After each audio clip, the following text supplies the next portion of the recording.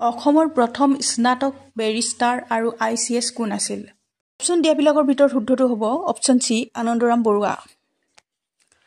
Next question আহিছিলে Sahitya academy বঁটা বিজয়ী প্ৰথম অসমীয়া উপন্যাসখন কি? অপশ্যন দিয়াবিলাকৰ ভিতৰত শুদ্ধ অপশ্যনটো হ'ব অপশ্যন বি ইয়াৰুইংগম। নেক্সট কুৱেশ্যন আহিছিলে নিম্নলিখিত শব্দসমূহৰ উপযুক্ত প্ৰতিশব্দ বাছি উলিওৱা। অপশ্যন দি আছে পত্নী, ভগ্নী, কন্যা, আয়ে। শুদ্ধ অপশ্যনটো হ'ব অপশ্যন চি কন্যা।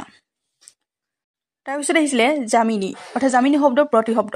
যামিনী মানে হৈছে অপশ্যন এ নিশা।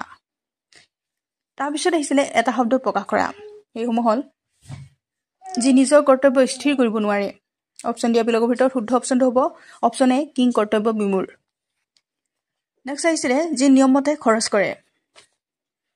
অপশ্যন দিয়াবিলাকৰ ভিতৰত শুদ্ধটো হ'ব অপশ্যন বি মিতব্যয়ী। দুবছৰৰ মূৰে মূৰে পোৱালি দিয়ে গায়। অপশ্যন দিয়াবিলাকৰ ভিতৰত শুদ্ধ অপশ্যনটো হ'ব অপশ্যন বি দুৰচি।